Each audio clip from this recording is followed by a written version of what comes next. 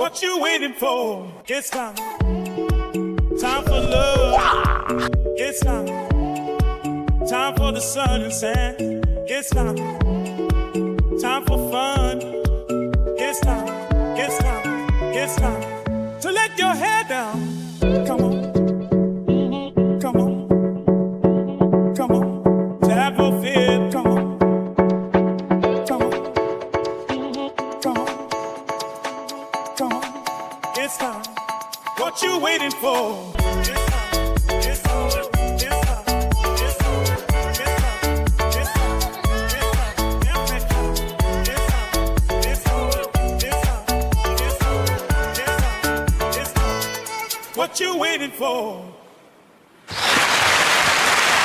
And welcome to another edition of the Merv Brito Show. Ladies and gentlemen, a very warm welcome. Thank you for tuning in today. My name is Merv Brito, and wherever in the world you are, I hope you're having a beautiful day, a lovely time, and all's well. Coming up on today's show, we seem to be going through a very hot time here in Goa, and I'm talking about a heat wave. Are we going to run out of water? What's happening to our tourism industry? We seem to be kind of losing the goose that laid the golden egg. We don't seem to see a lot more tourists as years before, when we had a lot of tourists at this time of year. I don't know what it's related to. And with all the other issues, who's managing these situations that seem to be getting out of control? We're going to talk about those and a lot more issues on today's show. But first, as we always do, we're going to say hello to the team that make this all happen and put this all together. Ladies and gentlemen, the Merv Brito Show team, starting off with Mr. Ajoy Barreto. Hey guys, welcome to another Sunday here with the Merv Brito Show. Ajoy, look at my background, dude. Wow. 100 points if you can tell me what beach I'm at. Hawaii. No! I'm in Goa. Jeez, oh flip, I tell you what. Ladies and gentlemen, the other gentleman in the studio today, Mr. Wilbert Cardozo. Hello everyone, have a good evening and happy feast to all those who are celebrating their church or chapel. What feast today? There are a few feasts, especially in Oshel Church. They are celebrating their feast. Then Maya de Dios Chapel in Gausawado and many other churches. Okay. Well, bon fest. Happy feast. Isn't it Mother Mary's month? Isn't it? May is Mother Mary's month. Is it? I guess so. Ladies and gentlemen, that beautiful voice you just heard was my wife, the one and only Mrs. Joanne Brito, the breakfast queen, Mrs. Joanne Brito. I think you mean gorgeous wife, beautiful amazing voice, businesswoman. Yeah, all of those things. All of those things. Man, you're definitely a keeper. I tell you what, we're going to keep you around a lot longer. How are you doing today, Joe? Fine. I'm looking a little tired. I can see that on the screen there, but maybe it's because I had a day off on Friday and had lots of fun with my gorgeous friends Alison and Anna, and they gifted me this gorgeous dress I'm wearing today. Wow. Oh, nice dress, dude. It wouldn't fit me. It's not my size, but I do like the color. Ladies and gentlemen, we do the show every week. We do it live. This is one of the only live broadcast shows you will ever see where everything, including all the errors, the mistakes, the hiccups, get recorded. We don't edit the show. We do this as a labor of love. We're very passionate about where we live here in Goa. There's a lot of stuff that's happening, good, bad, and ugly. And I genuinely believe this is something that we need to talk about and bring people's attentions to different things that are happening.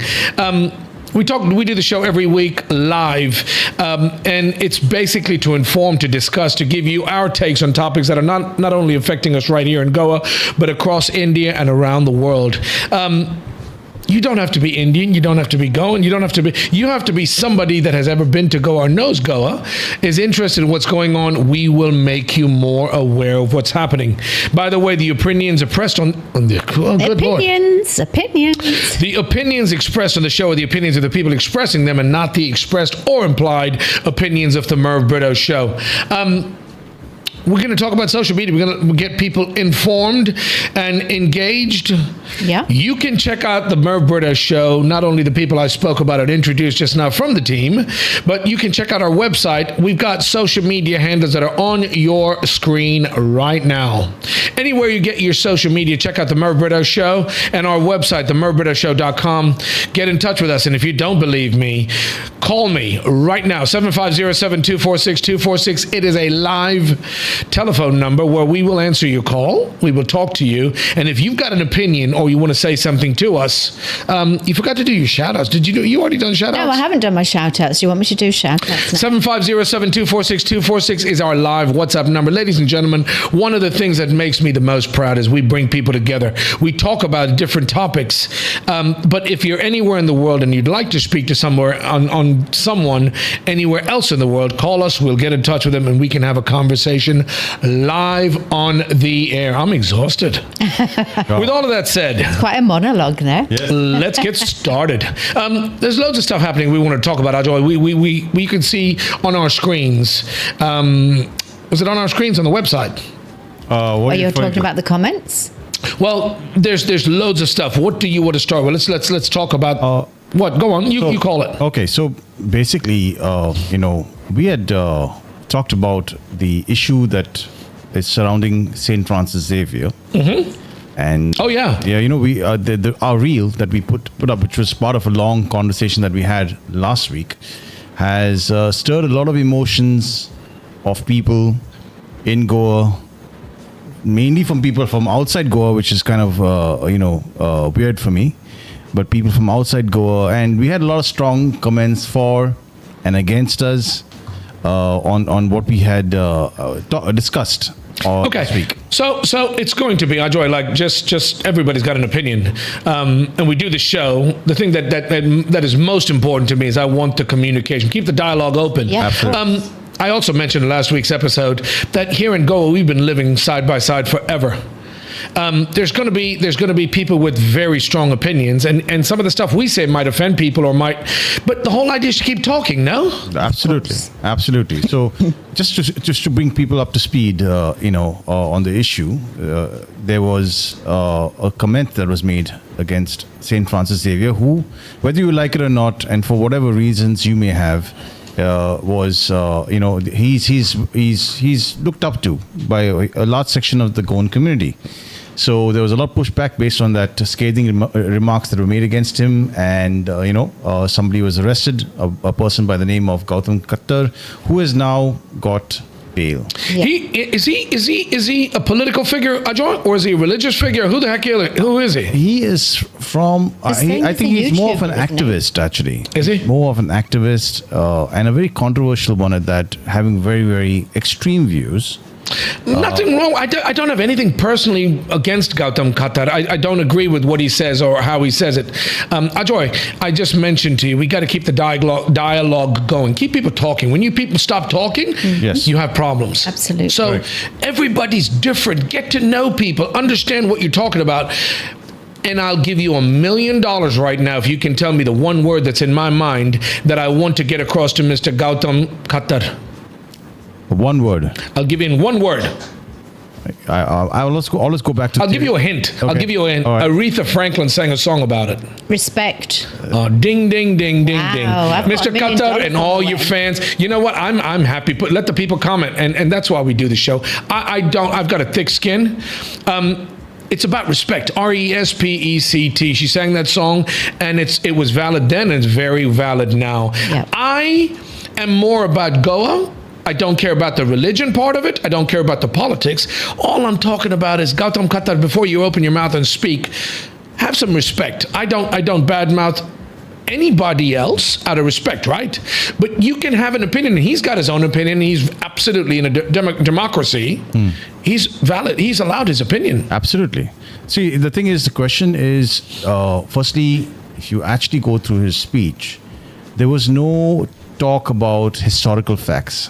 It was more or less a personal attack on a section of community, which is absolutely not allowed in Goa. But sorry, Ajoy, you've got to be factual also. You can't stoke the fire and just say crap that comes to your mind, right? Exactly. So, of course, Saint Francis Xavier is controversial for the letter he wrote back in the day, which is, again, let me remind everybody, it's in the 1500s, people. Yeah. Like, we cannot be stuck there, right?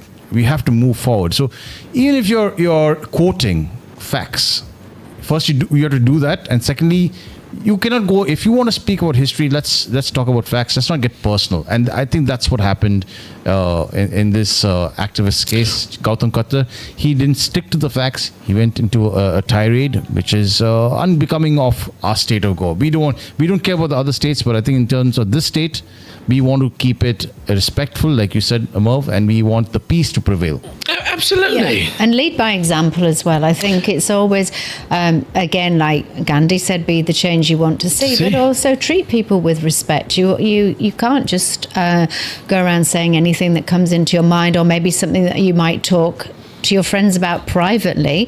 That's a different matter. When you're in a public forum, it can incite really strong feelings either way. And like we're saying, St. Francis lived in a different time, a different era, and obviously, you know, it was a very, very different world that they were living in there and then. Things have moved on since then, and obviously we just want to make sure that the harmony prevails here in Goa and obviously in India and the rest of the world as much as we possibly can. I've said this a million times, and I want to lead by example. I'm not perfect. I'm sure I'm going to make a lot more mistakes. The fact of the matter remains that people are watching. Yeah. And if you're going to get on a stage, on a public forum and shoot your mouth off, we're on a public forum right now. We do this every week. Yeah. But at the end of the day, it's not to incite, it's to make people aware. But as a leader, I think, in my humble opinion, you should be bringing people together. And I said, we've lived in harmony in Goa for how many hundreds of years? Muslims, Hindus, Catholics, Christians, Sikhs, you name the religions, castes, creeds. I mean, there's a lot more stuff to worry about and be upset about, right? Absolutely. But what, do you really need somebody more divisive to be on a stage spewing venom? Exactly. And that's the point I had. And he was I don't even know Gautam Khattar. All I just said to you last week was, why are you letting outsiders incite and divide us here in Goa? Exactly. So, see, going by the comments that we've been receiving on that reel, and we've got a lot of comments. The biggest takeaway in terms of for Khattar that I can say is that they said that, you know what, we should be allowed to speak facts, of course, and history should not be distorted, which I completely agree. I absolutely agree. You know what, we have to talk about the letters. If there's such a thing that hard evidence of a letter that St. Francis Xavier wrote, it is part of history. And we can talk about that. But you cannot, like I said, if you want to be serious about history, I tell people, let's have a history class and let's discuss these things in a very educative and respectful manner. Right. But what happened on that stage that day wasn't that. It was not respectful, right? Yeah. It's not respectful. I don't care if you talk about a Muslim prophet, or you talk about a Hindu god, or a Catholic, whatever they may be. Have some respect. Don't come here into this state and incite this. And you know what's scary? What's sad? I've got a thick skin, mate. Say whatever you want. I'm sure the comments are not very, very nice about me or what. I couldn't care less. I'm going to speak my mind. What scares me is this inciting of these people are not even going. Exactly. Why is Goans, and there's a shitload of Catholics out there that got all wound up about it, right? Yeah. Use your brains. Don't let somebody who doesn't really matter to anybody. Well, he matters to somebody. No, but don't let not him here in Goa. So not here in. Sorry, say that again. I'm saying he matters to somebody and lots of people, but don't let him matter so much in your life that it starts changing how you're going to operate with your friends and your colleagues that you've lived alongside. That you know and love. Many, many years. Your neighbors, your co-workers. Don't change for the worse, change for the better. Rise above that and lead by a positive example. There you go. That's all we were saying, Joanne. That's all I was saying. And then here in Goa, we love this place. I am very, very protective of my Goa, right? So every bit of it, and even the crap that comes along with living here, we deal with it every day. Mm-hmm. But you don't need outsiders. And like I said, I don't mean any ill will. I don't mean any I'm not trying to insult anybody, but the fact that if you've got something that's so divisive, keep it to your damn self. It's an opinion, right? Yeah. Just learn to respect and we need more harmony. We need more peace and love than we need division right now and venom. No, sadly, despite your appeal the last Sunday to not get into a to and fro, sadly, even in fact, people from the Christian community, some people said some disparaging comments on on the religious figures of the Hindus. But that's wrong too, no? That's wrong. So, you have, for example, now, a group calling for the arrest of those people. And I agree with it. You know what? Both sides, the law should apply to any side for that matter, not just both sides. There can be any side. If there's a law where you are trying to incite, if you're trying to incite hate, you should not be allowed to do so, and you should be thrown in jail. As simple as that, right? Lead by example. Lead by example. So, by and large, I think the intent to divide society may not have happened, but there are cracks visible, and we should not allow it to widen anymore. But, sorry, the cracks are visible where? Where are the cracks visible? You're going to have ignorance on every side of the aisle, on every side of the religion, on every side of the politics, and all that BS, right? At the end of the day, what matters is we live here in Goa. This guy's an outsider. I'd love to meet Gautam Khattar. I'd have a chat with him and tell him, mate, I respect you as a person until you opened your mouth and said what you said, right? And if he had said that about a Hindu god or figure, I'd be pissed off about that equally, right? And it's not okay for Christians or Catholic people to go after him and say, oh, that's not right either. That's right. But we don't need any more hate. Yes. And we are not here, again, I'm not trying to incite anything. It's, you know what, can I just say the last thing about this topic? It's like a flame, it's like a fire. How do you put out a fire? You don't give it any oxygen. I love you, my daughter. Absolutely. I don't want to give this guy or this topic a lot more oxygen. Take it away. I don't even want to read the comments. The comments are online. Let's just forget the comments. Let's not. We won't go through the comments, I think. No, I don't care. That's not the point. The fact is, if you want to put out a fire, take away the oxygen. And I'm not going to give this dude any more oxygen. I love everybody out there. Just respect each other. You know what? I'll just say one thing before we move on this topic. It's not like this is the first time we've discussed history of Goa. Like I always say, we've discussed this. I think we've had forums and online debates talking about Goa's history where they've discussed this very same point. So the issue is not the facts that are being talked about, where there was no facts discussed. It's about inciting. And we as Goans, whether Hindu, Muslim, agnostic, somebody who's not even following God, we should not allow for that division. And I think we should leave it at that note, on that note, basically. I've got something to say. So he was granted bail yesterday of 50,000 rupees by two sureties, local sureties. And personally speaking, I feel that no good will come of it by pursuing this as a case. And I don't think it should happen on the other side either. I really kind of feel that rising above it and being a better person and coming out and saying, actually, really, I was out of order by saying that. I really wasn't understanding exactly what I was talking about. You'd like that. You'd wish he would do that. In time. You wish he would do that, be an adult, right? You wish he would do that, right? Yes. But even as leaders out there trying to bring people together, there's no reason to give it any more oxygen. This is not a Goan guy. Whether you're Catholic or Hindu or Muslim here in Goa, keep the mutual respecting is the most important. Yes. And if you've got an education, if you're smart, your religion teaches you to turn the other cheek or be kind to one another, right? And that's exactly how you lead by example. Yeah. And one more thing, small thing, Murph. Hey, the guy we've acknowledged history. Guys, it's time for India to move on from the past. I find that India is just stuck in the past, and we are not competing with the rest of the world like China, with like the US, like Europe, right? Okay, man, you know what? St. Francis Xavier wrote this letter. Yes, he wrote this letter. It led to the Inquisition. Fine. But now what? We are living in 2026, guys. That happened in 1500s. Let's look to the future. Let's look to a brighter future for India, for Goa. Listen, you live in a democracy, and this is disrespectful to all the military people that have fought, all the great leaders that have come before us. And I don't care what religion they were, they fought for the freedoms that we enjoy. So I wanted to sort of make a little bit of a parallel around this. I think you guys have also heard that Banksy, this urban artist in the UK, had actually put up a statue in central London in Waterloo. You're going to talk about Place. Banksy now? Well, I kind of feel it's got a bit of a parallel, don't you think?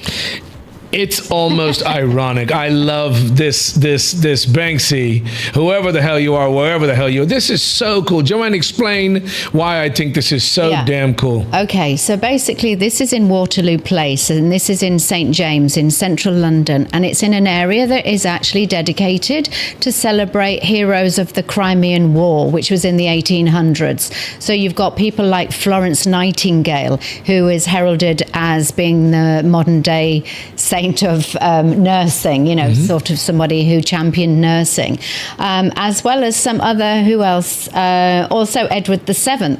So they're historical figures that you may or may not have heard about.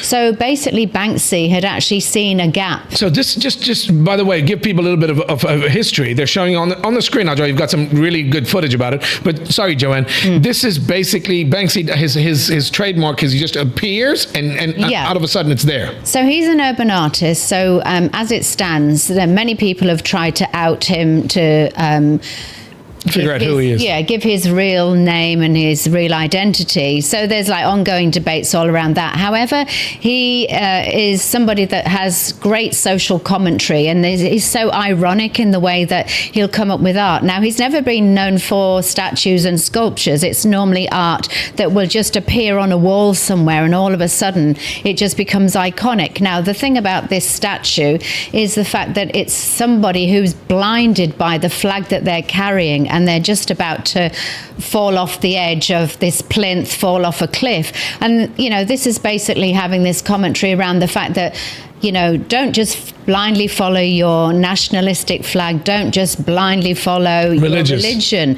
And I think this really couldn't have come a more He's taking a step. time. He's taking a step off this pedestal, right? Off the plinth, yeah. So from what I can see of this statue, it's so evident. It's a beautiful idea. Dude, how perfect is that, Ajay? He's basically trying to convey, and this is my interpretation, he's showing an individual who appears to be ultra jingoistic, like we have in India. We have a lot of people here jingoistic, so-called patriots who actually aren't patriots because they're not really in the army fighting for this country, serving the country, really speaking. Those guys are on the streets. So in this sculpture, you can see this guy who's an ultra patriot is blinded by the flag. Yeah. And he's about to step into the abyss. We've got a lot of keyboard warriors. Powerful. That's powerful. Absolutely. We've got a lot of keyboard warriors out there today, but it's actually men and women that actually fought for the freedoms and stuff. This is so apropos. This is absolutely perfect timing to talk about this, right? So a place like Goa, which is a small little place, we've lived in harmony. You've got people that are so opinionated with very strong opinions about religion and all these things. Yeah. Banksy's artwork just popped up. Yeah, and they're saying that this is in an area where the imperialistic history of Britain is actually at its height almost. And a guy who's did a podcast about Banksy, the Banksy story, which I've actually listened to personally, and it's great. So this guy, James Peake, he'd actually said, here you've got a brilliant comment on a bumptious, chest-puffed out man in power with the flag completely obscuring his vision, which is why he is about to fall off the plinth. And they said it's like a wonderfully framed moment in time. And, you could, these parallels, you could use these across so many places around the world. And so now. Yeah, in so many different circumstances and situations that we all see on the news every day. We've got our own Banksy, by the way, and we spoke to, the gentleman the other day, about this guy who's famous. His son, Sousa. Yeah. Sousa's son, he clarified that for us. We've got a Banksy right here in Goa who just appears and paints these beautiful murals and paintings on the side of these public properties and buildings around Goa, Panjim, Saligaon. I've seen it all over the place. These are awesome. And this guy Banksy has been around for a while. Nobody knows who he is, but this couldn't have come at a better time. Actually, there is a report that came out sometime in March. They were basically saying they really think they know. But again, we'll keep the suspense going. He lives in Salman. They've not confirmed or denied. They've just not acknowledged. But I love how art can make us feel, and it can actually make you question about our behavior as humans. I think Banksy is one of the greatest artist of the modern time. Actually. Oh, he really is. And the thing is, what he's done is, in some places, that he'd actually done some art on the side of the wall where I used to jog every other day. And I couldn't believe when I'd seen this. I think it was last year that it happened. Mm-hmm. Anyway, the thing is, what he's done, he would actually do artwork on the side of the wall of somewhere that really needed to raise funds and stuff like that. And people have actually chipped it off the wall and sold it. And so they've been able to use those funds for their good causes and stuff. So, he's an artist. He's made money and he continues to make money, which is fabulous. But I just believe that he's got a great soul and he's really ironically can, tell like a picture paints 1,000 words is what they say, isn't it? And so that's really what he does a lot of the time. I think it's phenomenal. Artist, for sure. How? But it's so powerful. Art imitating life, and somebody's about to walk off a cliff. If you let these opinions and these sentiments and the current what's happening just blind you like a flag. Yeah. We've got loads of. No, I was going to say we got loads of going. We're going to talk about that. We got loads of goings in the UK. You need police protecting this thing. Here in India, if you put this up anywhere, it disappeared overnight, right? Banksy would have come and done his artwork and it would have been gone. You need the police to protect this art. By the way, it's been protected and lots of people are going to see it because the thing is, when a Banksy appears, you don't know how long it's going to be there for. By the way, did we ever find that pig from Port William? No! Oh, I know. Making me hungry. Some sort of put that. The police are after they're on the case. They've taken fingerprints. Speaking of police, did you hear about what happened in Calangute police station? Yes. Calangute police station traffic cell lost their electricity connection because they have not paid their bill. Yeah. What's that all about, dude? Are you kidding me? This is a government authority. What happened? This is crazy. Apparently, they haven't paid their bill for many, many years, and I think there's over 8 lakhs that's owing to the electricity department. I think this is in a location. It's the traffic cell, and isn't it part of the panchayat in Calangute, or it's being supplied from? We've there? got a police station. The Calangute police station is actually the border of Saligaon and Calangute. Mm-hmm. But many years ago, they'd asked to move it closer to the actual place where they needed it most. They were given a space in Calangute. To run the traffic cell. Yeah. But here again, I'm laughing. I don't mean any disrespect. Who is in charge of paying the bill for the electricity department? No, to the electricity department by the police. And now you're an authority that is tasked with implementing, implementing rules, right? Yeah. Mm-hmm. And you don't pay your taxes? So what's wrong with this story? Well, I mean, it's crazy because apparently on April the 2nd, they'd given them 7 days to pay the bill. Otherwise, they were going to cut it off. They, in fact, gave them 24 days, as it turned out, and they still haven't paid the bill. And so, essentially, it's been, they're lighting it by candlelight. Shut up. Yeah, they're lighting it by candlelight at night. Kind of, what's the word? People are going romantic. To pay fines. Yeah, it's a candlelight dinner. No, people are going to pay their fines and they're reporting there. And it's being processed by candlelight. And of course, the computers aren't working. Yeah, you don't have electricity. But Joanne, we talk about this, and that's one of the primary reasons we do this show, to keep people aware and keep people talking and make people aware of some of these things, good, bad, and ugly. Yeah. In this case, it's appalling that you've got a government authority and we've got budgets, we've got collections of taxes that are earmarked for these expenses, right? Yeah. A police department hasn't paid their electricity bill to the panchayat. Yeah. Is absent. Since 2012. Since 2012, would you? Are you sure about that? This is 14 years. It's basically saying the Calangute Sarpanch, Joseph Sequeira, said the cell hadn't paid a single rupee to the panchayat since 2012. But that's the point, right? And we do the show and we talk about these things. Who is the authority in charge? They should be pointed out. They should be ashamed. They should lose a job. They should be made to pay some. This is ridiculous. So if the traffic cell police are not paying their bill, the electricity gets shut off. Mm-hmm. Who's in charge of the police? The SP, DYSP? The DYSP or the SP, right? Ajay, Yep. Why do they not have the money to pay the bill? Are there no funds in the coffers? Well, I don't get it, dude. Firstly, there's a silver lining in this story, which is somebody's actually doing their job in the electricity department. No, it wasn't. It wasn't the electricity department. It was the panchayat that shut it off because they'd asked them to pay the bill. But it's a safety concern, no? Don't you think? And people can't pay their challans. They can't pay their fines. Yeah. The police are in opera. You can't contact them because there's no electricity. So it could be a security issue. But why is it happening? But why? Firstly, why is the panchayat cutting off electricity? Is something that I don't understand. Because technically, it's the electricity department that gives you a connection or can take it away from you. So I'm a little surprised by that fact. That is one. But coming to the bad side of this story, I as a citizen, and even as a person who's a policeman, a righteous policeman who's got good intentions, can you imagine seeing or working in an environment like this? You would be disheartened. And you're expected to do your job. You're expected to patrol and do your job. Police, your police operation, you got a police, right? Yeah. By the way, this facility was given to them by the Calangute Panchayat as a goodwill gesture to keep them closer to where they needed to be. Yeah. Understood. And the Panchayat was paying the electricity bill. Oh. And they weren't paying the Panchayat. Yeah. So, Okay, so you're giving a clue to this whole story now. Maybe I'm going to be the sleuth, the go and Sherlock Holmes. So basically, you know what the excuse is going to be? Yeah, it is. It's going to be saying that you asked us to come here. That's why you have to pay the bill. because you've got lots of tourists in your area that are breaking rules. So that's what's going to be the case. So the police are going to say, hey, you call us here, mate. You pay the bill. It's disheartening. It's shameful. It's embarrassing. Lead by example. You've got, again, it comes back to who's watching the watcher. Heads should roll. If I break a rule in a law, the police are the first people to give me a ticket. Chalan, no helmet, no seatbelt, blah, blah, blah, right? Yeah. But you can't follow the rules. Lead by example, and some heads should roll. Yeah, they're saying that they'd sent several letters to the SP, the DYSP, and the PI, but they didn't actually have any response. Never mind a positive response. Their Sarpanch is Joseph Sequeira. He's a good guy. He's a cool cat, dude.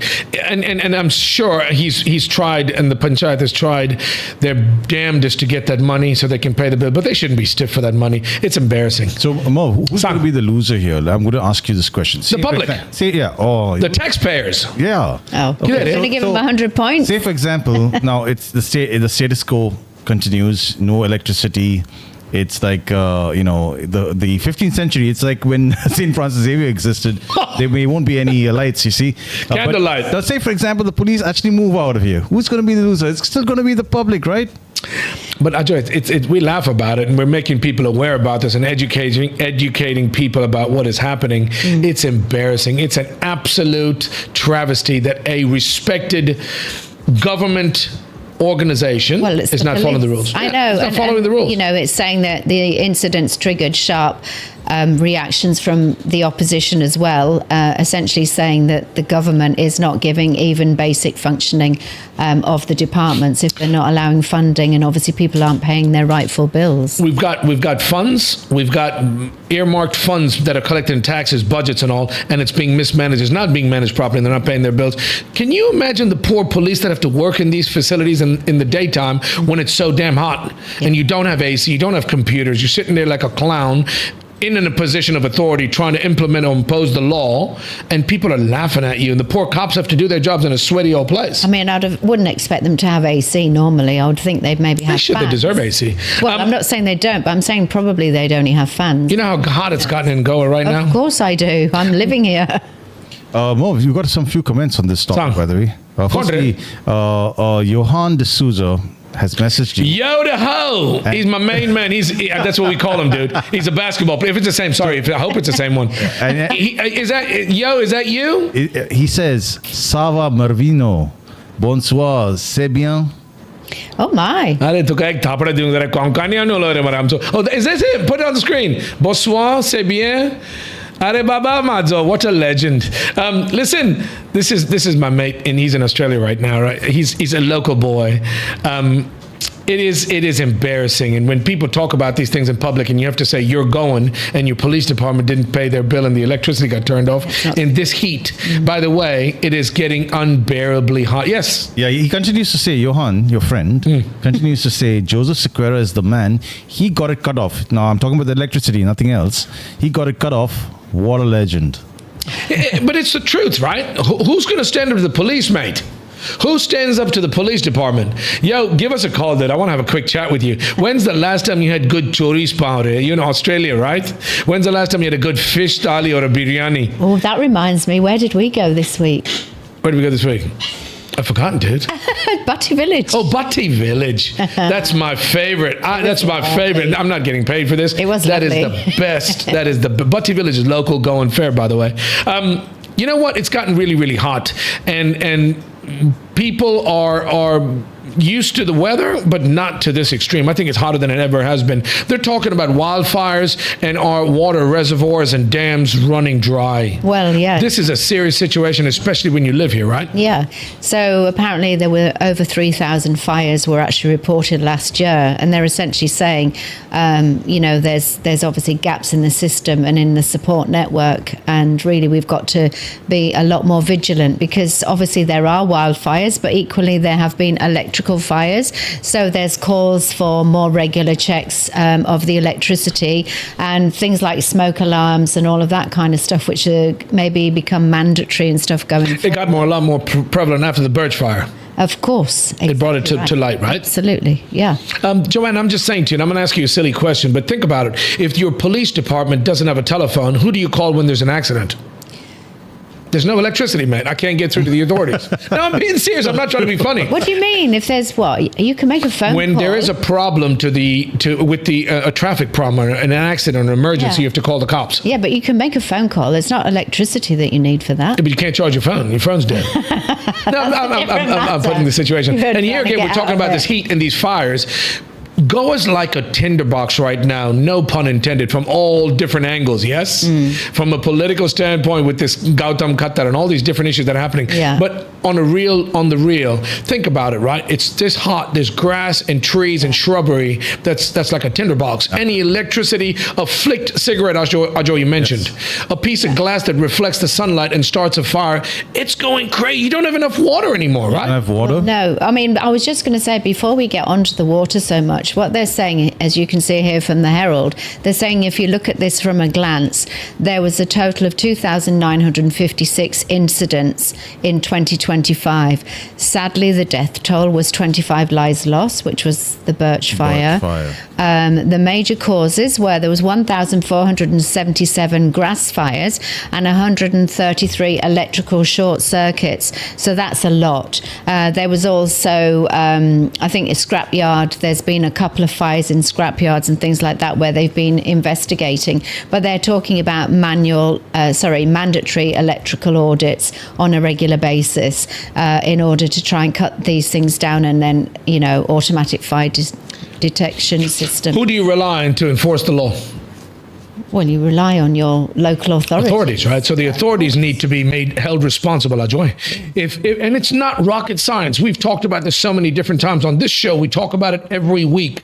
If people did their jobs, the authorities, the people of authority in high positions did their job, and the police get their funds that they need to pay the electricity bills, and the fire department actually did their job and find the people that are not following code and fire alarms to save lives. Compliances. Mm-hmm. We talked about the river police aren't able to do their jobs and find people because they don't have the budgets for the petrol. Yeah. So this is the thing, right? We love this place. We're so passionate about this place. Yeah. You have the budgets, you have the funds, we pay our taxes. You want to see those being put to good use and not going to people's pockets, right? So the authorities need to do their jobs. Yeah. Apart from the devastating fires that happen at these clubs, one of which is Birch, which is a tragedy. And I'm hoping that in time that they'll correct that. Another neglected thing is... Sorry, Ajo, haven't you had enough time? Has it not been enough time to learn these mistakes? It should be. But my point, Ajoy, before you talk further on your point, what I was going to say is if people are not seeing enforcement and, they're seeing that government departments aren't being funded enough, for some of the basics, they might run the risk of just going roughshod and thinking, well, who's going to catch me? Yeah, I don't care. There's maybe a risk that I can take I'll pay a fine. Maybe nobody's going to follow up on it anyway. Correct. And, like you said, we're having extreme every year. There seems to be more and more extreme weather and heat. And the statistics that we're looking at here, one is 1,477 grass fires. Now, I know we don't prepare ourselves, like I think we were discussing before the show, Merv, that we should prepare ourselves for, summer fires that can caused by dry kindling conditions. Yeah. So this happens a lot. It's not talked about enough. It is mentioned in the stats, 1,477 fires. But are we prepared enough for a huge fire? God forbid that ever happens, but I don't think we are prepared enough for something like that. But that's the point, Ajoy. If you don't, and I'm talking about two different things. We're talking about the shortage of water. The dams, the levels are like 40, 50%, whatever. At this time of year, they should be higher because of the heat. Understood. Have we not learned over time that we need to fix these problems? I'm going to ask you one very important question. I want everybody to think about this. You pay a lot of money in taxes. Yeah. Where are the funds that are earmarked for these different departments? For the tourist police to be able to operate and ply the rivers and enforce the trawlers from Karnataka coming and fishing in going waters? Where are the enforcement for the code violations for security and safety and fire, whatever, fire alarms and smoke detectors in any new building facility before they get the official okay and get a license? Where are the authorities that are monitoring building codes or for the environment, water harvesting? You've got a heavy monsoon. You're building everywhere. You're concretizing. Is that a word? Concretizing? Yes. I didn't hear that when you were saying concretizing. No, but you're not even thinking about how you need the rain, the monsoon, to be able to seep in the what I'm talking table. about? Yeah, to replenish the water table. But you need the money that we're paying, all of us as Goans paying taxes that go to the government, that are earmarked, that are actually delegated and dedicated to these different departments, right? Where's that money going? Where's the money being spent? Well, we don't know. We just want that transparency, and that's something that we've said. It would be great to see how the government is spending that money, and for that to be really openly sort of promoted so that people know. I do keep coming back to when we had one of our guests, and he's basically saying, how he would just say, this is what I've done and this is what I propose to do. Shashank, yeah. And it's one of those things, it's like we just want that full transparency so that we know exactly what's going on. Because like you were saying about these dams, they're saying that most of the reservoirs, there's about 7 of them that they've listed, and they're 50% below capacity. Are you doing anything to fix that problem? I'm not, but I would have hoped somebody else is. More, you had asked, what are the authorities doing? I ask, what are we doing? We should be asking these questions as taxpayers. Yeah. On certain things, we should come together and should actually ask these hard questions to our elected representatives. Baba Madzo, last week, did you not talk about the MMC in Margao, where the municipal market, they had the police come and shut it down when they were asking questions? Remember?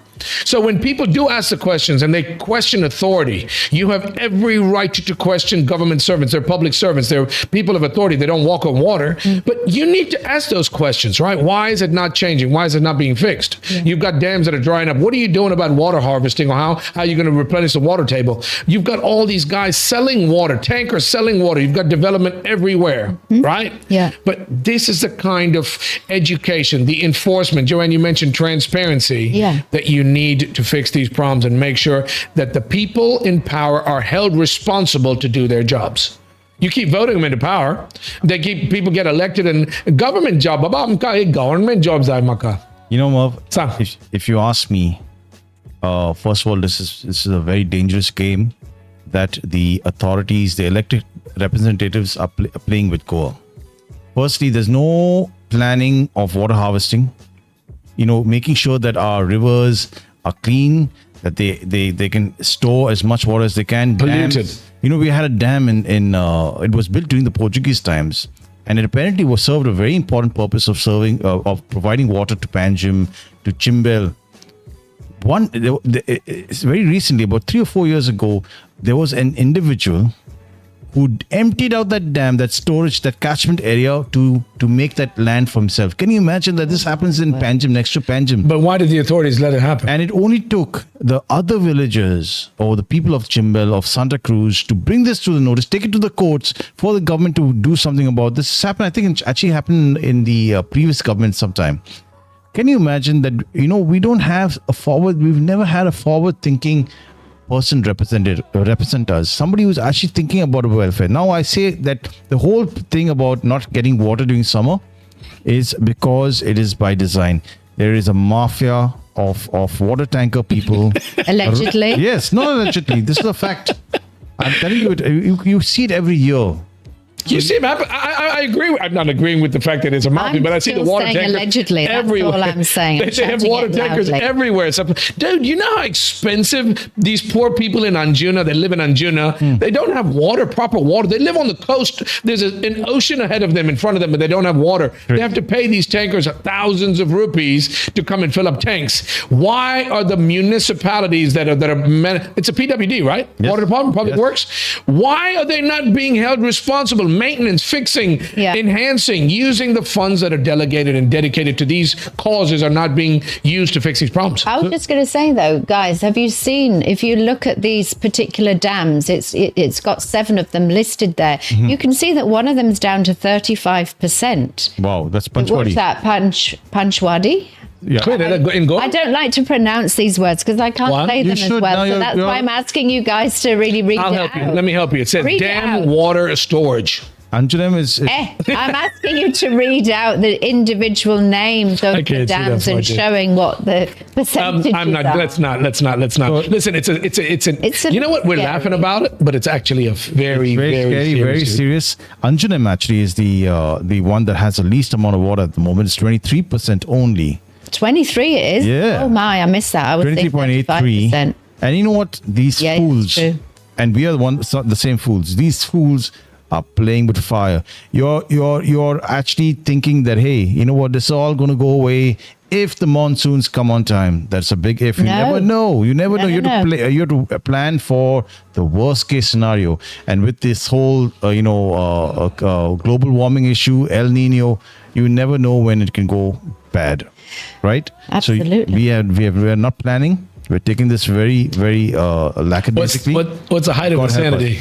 Yes. Anybody can tell me what the height of insanity? Same thing, expecting a different outcome. Ding, ding, ding, ding, ding, ding. Also, I was meant to say earlier that Paula's the one that always says, don't give it oxygen. So I need to credit my sister-in-law, Paula, for reminding me of that.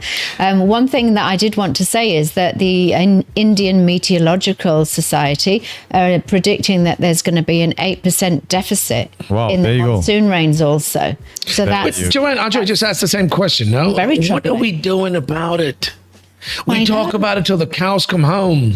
The same issues, the same problems, the same people in power. And it's frustrating because we talk about it because we want to make people aware of it. Yeah. But it's sad because it starts with education. No, it starts at a young age that you need to be responsible and do your jobs. Yeah. Don't litter, pay your taxes, do the right thing, make good, respect each other, transparent, all these things you talk about. And it's frustrating because it's the same. And you know what? You bitch about the heat and stuff like that. This is a tourist destination. People would love to be on the beach. Yeah. Next thing you're going to do is complain that you're not getting enough tourists. You don't have enough tourists in a place like Goa, which is a tourist destination, because these poor shack owners and the airlines are struggling with the fuel prices. Yeah. And here again, it's like a vicious cycle, right? Yeah. So there was something that they were pissed off about in Panjim, in your neck of the woods, Ajoy, about tourists coming to Fontainhas. Yeah. Yes. Why was there a problem? They complained about tourists, your bread and butter. Yeah. So basically, this is specifically in Panjim with respect to Fontainhas and Sao Tome, which are small, I think, districts, can I call it that? Next to each other in the heritage zone of Panjim. And because now it's become so a tourist destination, it has come at a cost at the sanity of the residents over there, because apparently people are complaining of tourists, first of all, not allowing the free flow of traffic. They have these on the spur photo shoots right on the public roads. You can see from this picture here. This is Baba, they couldn't get the police there because the electricity was off. They can't tell them where to park. They can't find him. They can't give him tickets. You can't have it both ways. We whine about the fact that we don't have enough tourists. And when you do have enough tourists, you're pissed off because they're a bane. I have to say, I was actually in that area on Friday. Okay. And it was very funny because I've not been for such a long time. And because it was a public holiday, I was in the area and we were hoping to go to Hotel Veneti, but it was closed for the holiday, which was great that they had a holiday. So we were kind of wandering around the lanes and stuff. And I did see that there were a lot of people, but we were actually going from shop to shop. It's like, oh, that one's not open. Let's go to this one. But along the way, there were some great painting. So there was a fabulous painting that was done by this Souza of Mario Miranda. So I took a photograph of the painting itself. I wasn't taking any photographs specifically of people's houses, but they've beautified it to such an extent that they've got lots of great paintings on the sides of these buildings. Is this area called Mala? Is this all Mala? It's next to Mala. Fontainhas is a beautiful part. Now, you know what? As a capital city, that's amazing, dude. Listen, that is the promenade. Yeah. Like your Mala area, Fontainhas has got bars. My favorite Anandashram is there. Yeah. The fact of the matter remains, you want tourists to come there. You want to welcome tourists. Yeah. But you've got to have enforcement anywhere in the world. You go to Spain, Portugal, Italy. You've got to have loads of tourists. They don't whine about it. They want the tourists there. But the authorities enforce the rules and laws that keep both sides happy. Keep the tourists safe. And keep the locals happy. They're saying they need some regulation, not just token presence, because of course I'm not going to go and take a photograph right in front of someone's house. Why? What's wrong with that? You should be proud of your house. No, I'm not going to go and step. You can see in some of these paintings and stuff that in some of these images that people are standing on people's walls and things like that. That's disrespectful. I wouldn't want to. But you need authority, right? You need leave scoff marks on people's walls by leaning and putting your shoe on it. Ajoy, in certain cases, they actually walk into the house and start taking photographs. That's not done. That's not cool. But who's enforcing the rules? You got to need wardens. You got to need people that are. Listen, this is it's a two-sided. It's a double-edged sword. So you can either have them and enforce it, or you can shut the place down and chase the tourists away. Where are they going to go? This is all on social media, right? They love come to Panjim Church, go to Mala Fontainhas, go to this, that, and the. We've got a lot of beautiful things in Panjim City, by the way. Absolutely. Other than the casinos, I'm glad they're going to Mala, but the poor residents need to have some protection. The tourists need the protection, but the residents need also to have some sanity because of the noise and the destruction. But it works both ways. They've shut the shacks down, by the way, because there's not enough. Sorry. I want to say something before you go to the shack story. You're about to cause an issue for yourself. Why? By terming Fontainhas as Mala. It's not the same. Make that distinction. Otherwise, you make the distinction. Yeah. You live there, mate. You live there. What's the problem? I don't know the difference. I apologize if I'm not saying it to offend you, but I'm saying it is a beautiful part. Panjim as a historical city, from your church to Mala to Fontainhas. Not Mala. I keep saying There's Fontainhas and São Tomé. St. Thomas. Yeah. Listen, it's a beautiful part of, and we should be proud of it. Absolutely. But it just needs to be it's phenomenal place. Speaking of tourists, in this heat, a lot of the shacks have closed because of the price of gas. They mentioned the labor has gone back to West Bengal and Assam for the elections and all. Yeah. The shacks would never come down this early, would they? Well, the season does run into May, but because of the crisis with the LPG gas as well, and some of these increasing prices and running short of the fuel, and we've also got quite a few of our team members have also gone back for elections and registrations and things like that. But it's a sad state of affairs, no? It's difficult, but obviously you have to be able to have a workforce in order to serve the people who are there, and also I know people have changed some of their menus and all. Low tourist footfall and LPG shortage forced Goa beach shacks to shut early. Have you ever heard about this before? Some of them mid-April they were closing. These poor guys have such a limited amount of time to make their money. I think Joanne also has added a very important point to this conversation, which is not mentioned in these reports, maybe, wherein the elections in Northeast India, in Bengal especially, where major force comes from, for especially in the hospitality sector, especially in the shacks, they must have gone to West Bengal for their voting. So maybe that's also a factor that we have to consider. It majorly is. It majorly is. But are you telling me you don't have enough people to work here and go without the migrant workers? Mervyn, you've got migrant workers coming in all the time, because it's very true. There's a lot of people that wouldn't be doing the same jobs necessarily. Because maybe the pay rates might be slightly different. It's not even about that. That's one of the contributing factors to why the shacks are closing. But primarily it's because of the lack of tourist footfall is what they're reporting, right? Shack owners want zero tolerance policy enforced as heat in West Asia conflict cut season short. This is a slightly different point. What I was going to say was the guy who's the representative of the shack owners, he was praising the chief minister for actually giving the permissions early. So permissions were granted in August, so people could actually get their shacks up and running in September. So they're saying that they've actually had a good season because they were able to get up and running early, which is fabulous. However, at the end of the season, they've had this problem. So, you wouldn't want them to have had their season cut short necessarily, though. These guys get screwed every year.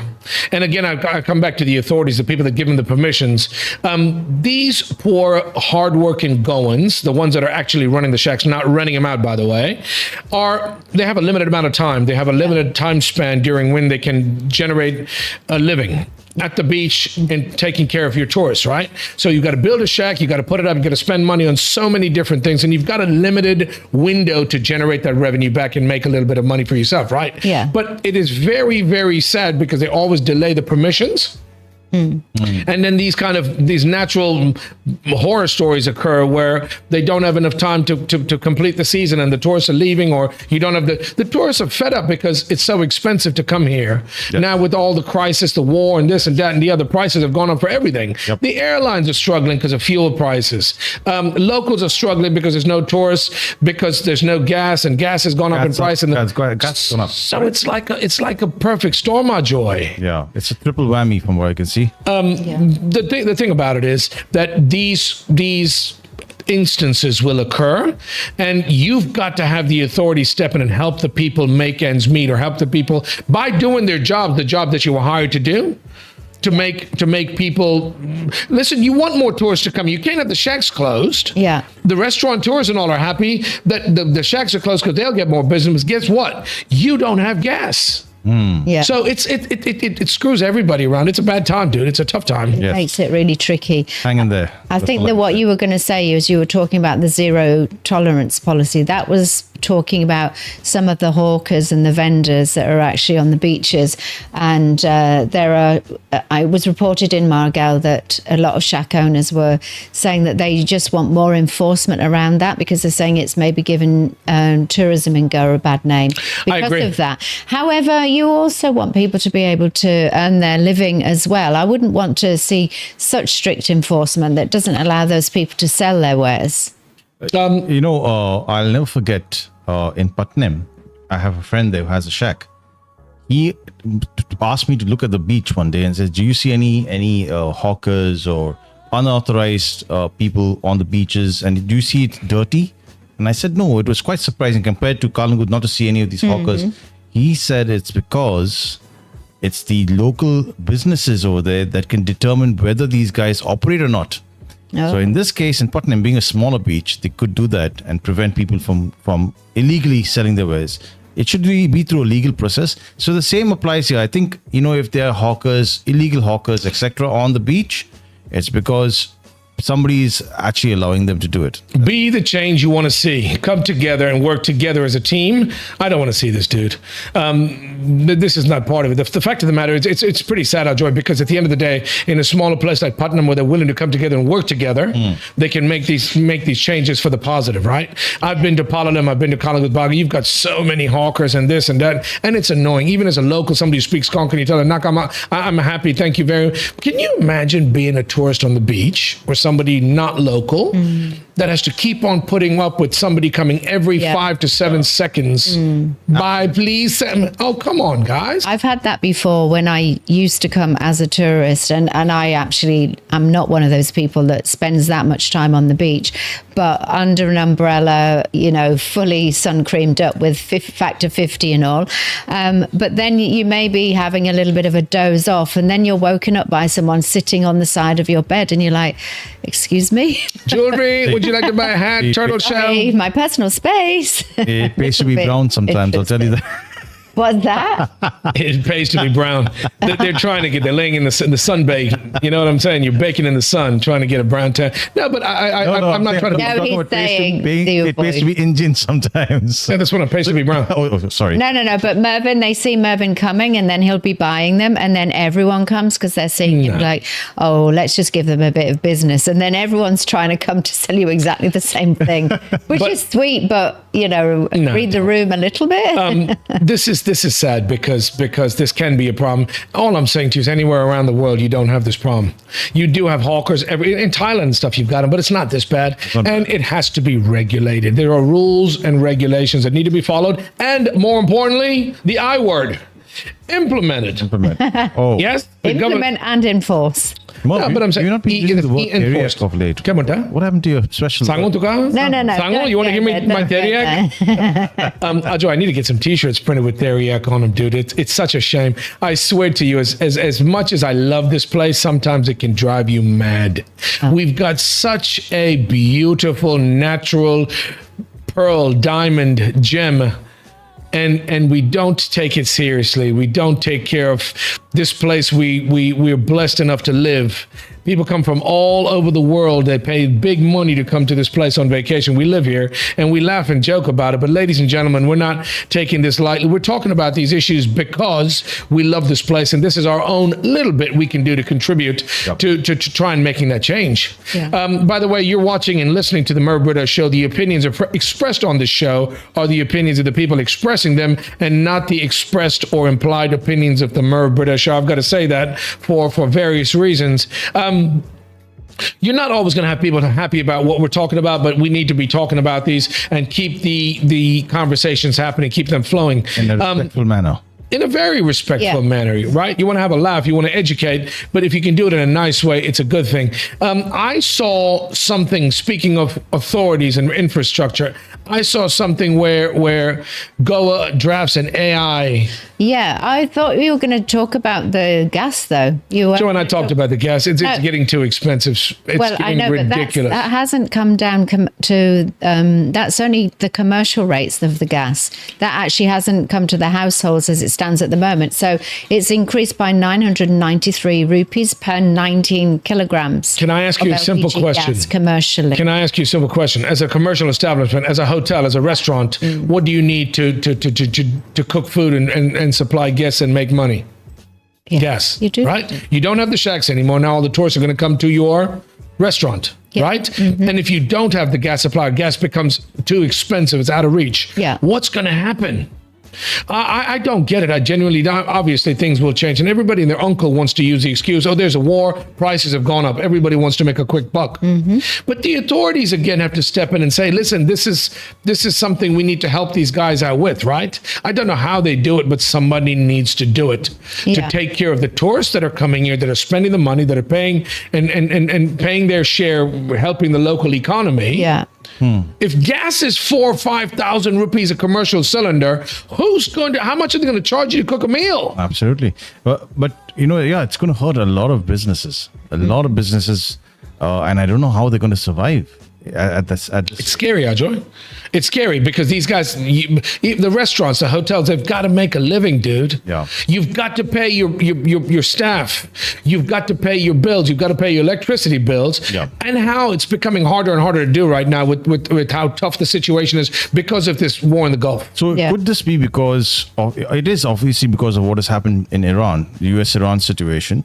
Yeah, but could it be because they're running out low on gas, they're prioritizing domestic usage over businesses. Residential usage. Yes. You've got a couple of politicians out there that got enough gas to fill up a container ship that could feed the whole world for a couple of years, mate. They should plug a hose into you know where of you know who, and they'd have a gas supply, LPG, that can drop the rates and give it away for free. No, the point I'm trying to make is that it is they're targeting, they're actually preferential treatment given to homes, residences to use gas. Prioritizing. Mm-hmm. And the commercial establishments in Delhi, I was reading somewhere, $4,500 a 19-kilo cylinder. Wow. Yeah, That's gone up expensive. nearly 1,000 per 19 kilograms. Yeah. I don't know how true this is and how much truth there is to this, because they keep claiming we've got reserves of petroleum-based products, gas, blah, blah, blah. Mm-hmm. Why are we not getting proper supply delivery of gas even now? If we've got these supplies, they want to raise the rates. Why they... I don't know whether they're waiting till it gets to absolute crisis point, because some ships are getting through the Straits of Hormuz. I'd seen that, and I'd seen that some tanker that's associated with India had actually had quite a perilous journey, but got through. However, there's still no resolution there. So who knows what may or may not happen in the next few weeks. It's scary. It's sad, because it's like a perfect storm. There's a lot of stuff that's happening, contributing to all these problems and issues, and people will suffer. Yeah. Yeah, of course. There are very wealthy and well-off people that are very comfortable, that are not even going to be bothered. They wouldn't even blink at the problems that are happening for them. But there's the larger majority of people that do hand to mouth. They do work hard and will struggle, and those are the people that make you wonder and think, how the hell do they survive? We're resilient as Indians, as Goans. We have chulas. We can cook at home. We can use firewood, whatever the case may be. But this is a problem that is causing a huge issue in a place like Goa for the tourists, right? Yes, of course. So, well, it's not just about the tourists, it's about people that live here. It's about the population across the country that are suffering or having to really ration how they're using their gas at the moment. It is getting tougher. It's only going to get tougher. Let's talk about something different. I want to get into something. What do you want to talk about next? You were touching on it. You just were about to touch on it. The Goa's AI policy. So they've drafted an AI policy. So from tomorrow, it's going to be open for 15 days for the public to be able to give feedback on it. So essentially what they're trying to do, the government is trying to make Goa a technology hub, and also an AI skilling, like upskill AI and innovation. So I was actually reading something on this earlier, and I'm just thinking about, why do we need more language learning models? I thought it would be more about using what's there in order to generate jobs and opportunities to earn a living. You heard me laughing in the background. Something new. You heard me laugh in the background. It's funny, because you want to get to step number 7 and 8 before you've done step number 1 and 2. Yes. Mm-hmm. Go on.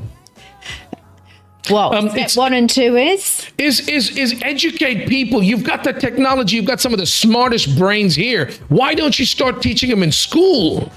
Why? You don't even have proper electrical infrastructure to have an IT hub. You want to make Goa an IT what?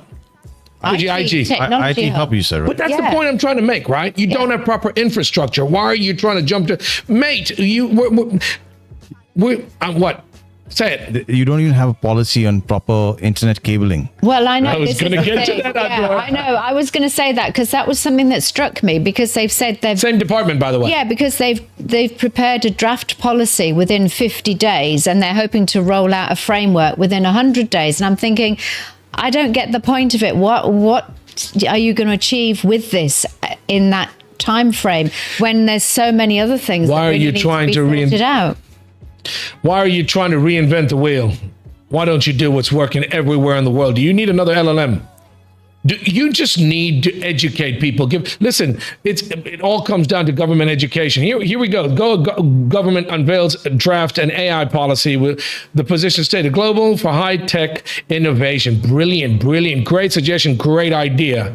But the fact of the matter remains that get steps 1, 2, and 3, which is provide the training, the education, the infrastructure, the ability for somebody to come and learn before you want to go as an IT hub. You don't even have proper infrastructure for the internet cabling overhead or underground. You want to remove all the electrical poles, but you don't have a provision in place so when you remove the poles, you can put it underground. Merv, what they're missing in the government today? They're missing a Merv and a Joanne Brito. What for? Because I'll tell you what, and for everybody listening here, Joanne and Merv, they run their business apart from this show. And they're executors to the T. I'm actually in awe of that. They actually get things done. I just don't talk about it. Here we have a lot of talking and no doing, and I'm also part of that problem. But the Goa government needs somebody like you two in the government. That's very kind. Pushing things forward. That's very kind, Ajay. Thanks, Ajay. The thing is, what I was going to say around this is all linked into the Goa AI Mission 2027, which is about leveraging local talent and developing large language models and ensuring the safety and accountability within AI deployment, which is a great aspiration. But like we're saying, within all of the other government departments, all of the other infrastructure that's needed to run the state, I'm not understanding why there doesn't seem to be such a same vision, why this is going to make a huge difference immediately. And the fact that you're calling for public participation is great. Yeah, but they should have had an industry expert, somebody who runs Google for that matter, right? Come up with a broad scope of what needs to be done, what is the direction one needs to go in towards, and then you can get public participation. Do they have that framework is the question. Ajoy, you've got some of the smartest people in the world, some of the most talented people in the world living right here in your own backyard. And you always leave and go to the West because this is a cesspool sometimes and they don't get paid what they're worth. The fact of the matter remains, one thing that bothers me so much is some of the smartest, some of the most talented people are looked over because of nepotism and bribes and all this kind of crap, right? Politics. Yes. So if you've got, what bothers me is the Indian education system. You've got kids that go to school. We'll talk about that. We should talk about more about this. Public compared to private school. Yeah. If you don't even want to teach your kids to speak English, or English is a second and third language down the road, what good is your IT technology if you can't communicate, right? So these are kind of basic points, step 1, 2, and 3. Is start at the grassroots level from the time they're kids. And this incorporates into the education system, which is archaic, which is outdated. And start somewhere. No, why do you have a sports minister that can't even pronounce, what was it, Mohan Bagan? You've got these big shots that are in these. You need a teacher to be the education minister. You need a sportsman to be the sports minister. You need somebody well-traveled in education to be whatever ministers, right? Yeah. And it's not going to change until you make these changes, right? And people get pissed off enough to demand this from your authorities. Yeah. Merv, I couldn't help but hear that Joanne was talking about language model. You know what's going to be a first stumbling block? What language does that come in? Marathi or Konkani? Marathi. What should we learn? Oh my God, dude! That's what's scary, right? You want people to work together for the betterment of Goa, but you need people in place that the best people for that job is all I'm saying. Yeah. I was going to say, because also they're talking about restricting social media access to children under the ages of 16. So you want to be able to give them access to the internet for their education and for their learning. But, there's got to be a sensible policy in order to kind of integrate that within the schools as well. They've done it in Australia. Yeah. They've implemented a law that kids under a certain age don't have access to some sites. Yeah. It's very hard. Adults do it, mate.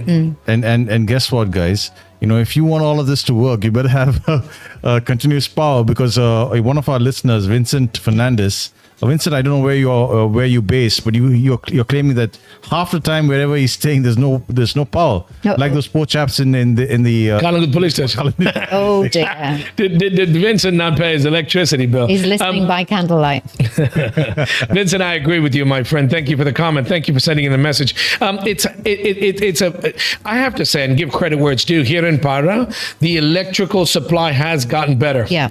So we have a business that we operate, an internet company we operate, and it used to be so much, even in Saligan where I used to live, terrible. it used to be horrible. The electricity would go out. They've done a lot of positive things, and give credit where it's due. They've enforced rules and implemented new changes for the infrastructure. Yeah. You can have Goa as an IT hub in a place where you've got somebody with forward thinking.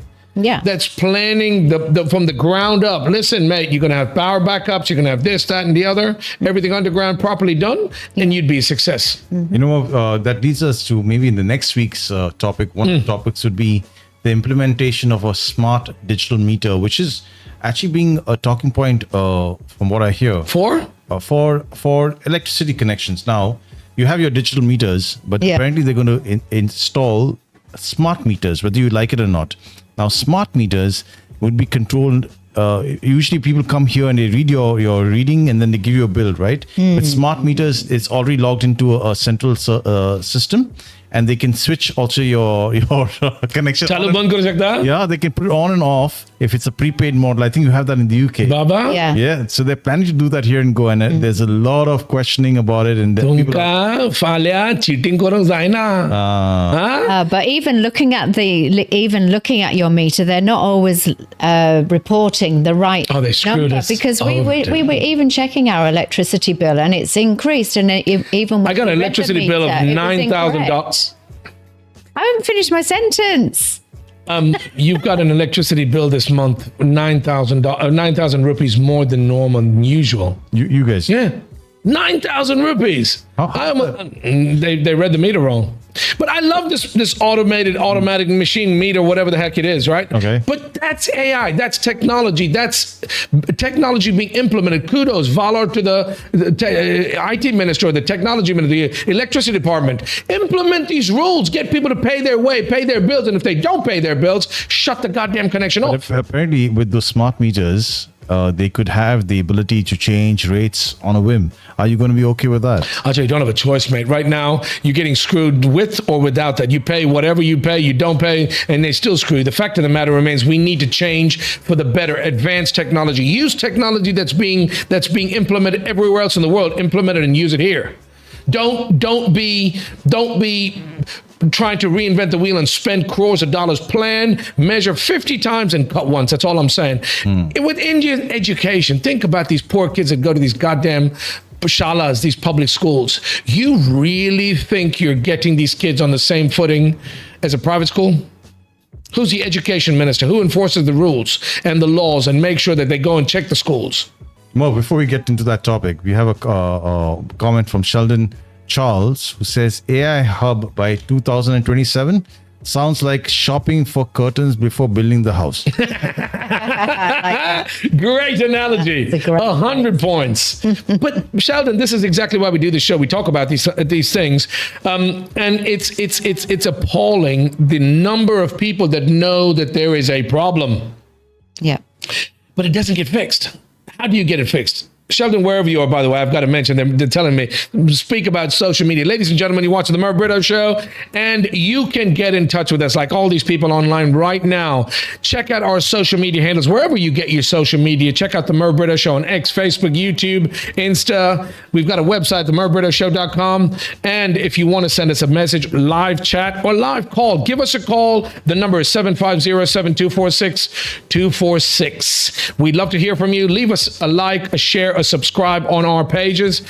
We appreciate the support. We do this, and it's a passion that we are so passionate about this place. We talk about these issues. Joanne, I want to go back to speaking about education. Okay. Joe's got a point. Sorry, Vincent. No, go. Vincent has a message back. Vincent Fernandez Goan. He says it was for the AI thing in Goa, power cut. And with the AI thing in Goa, you need continuous power. You do, but you've heard of power backups. You've heard of. What do they call? What are these things that are popping up all over the place? This thing generating electricity, or these IT centers. Oh, you mean solar farms? Not solar farms, but they're. Well, what do all these companies start? I can't. It's not even coming to my head right now. They're making all these power places. These places that for the grid. A power bank. Okay, Joanne. I'm sending solar farms. You're looking at me like I'm losing my mind. What are all these places popping up all over the states where they're supplying the connectivity from? These like hubs. Power grids. The power grid, whatever. The point I'm trying to make is to be advanced or get ahead or change the current local system. Like he said, don't buy the curtains before you decide to build a house. Mm-hmm. You measure 50 times, you send smart people to learn what's already being done. Yeah. And then you implement it and replicate it and do it over here. It's not rocket science.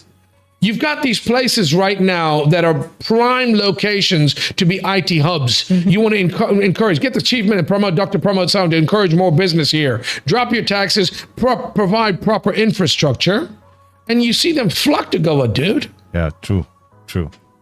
Let's talk about the education system.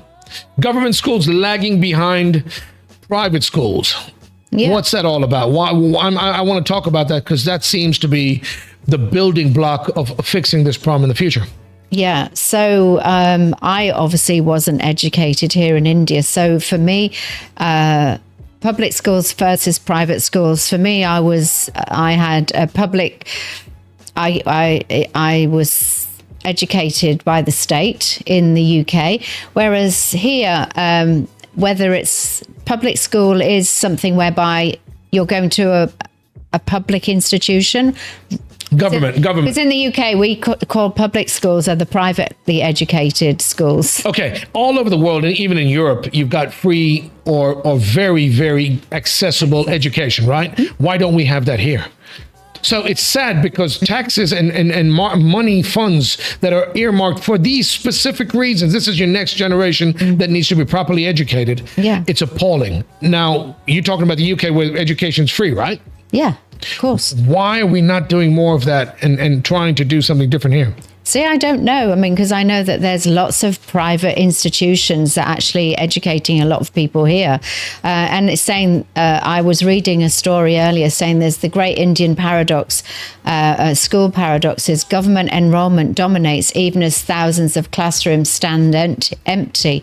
So it's saying that in 24-25, there were 121 million students that had enrolled ahead of 95.9 million private institutions, school kids. So I really don't understand how that education system really works here. And I know that there's quite a problem with the teachers. Quick question for you. For the teachers. Quick question for you. If you had kids, would you send them to public school? I would send them, I would pay for it. There you go. Yeah. And you were fortunate to have the money. What about the people that can't afford to do that is the point I'm trying to make. If I'm in the UK, I'd just basically send them. I wouldn't pay for it.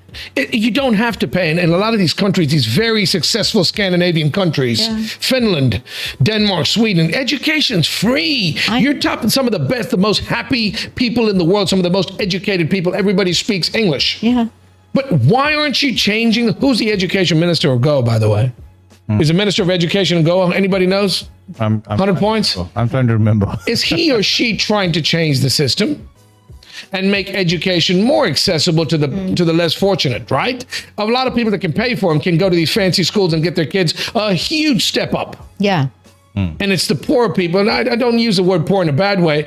You don't have that option to be able to pay the fees and get your kid a better education. It should be provided for free. So apparently the chief minister is No.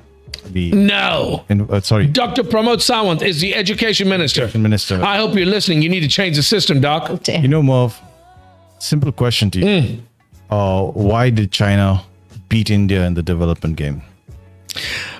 Because it's a different system of government. Yes, it may be a different system of government. You're absolutely right there. But I did some research on this. I think they had a very strong education policy. How could they not?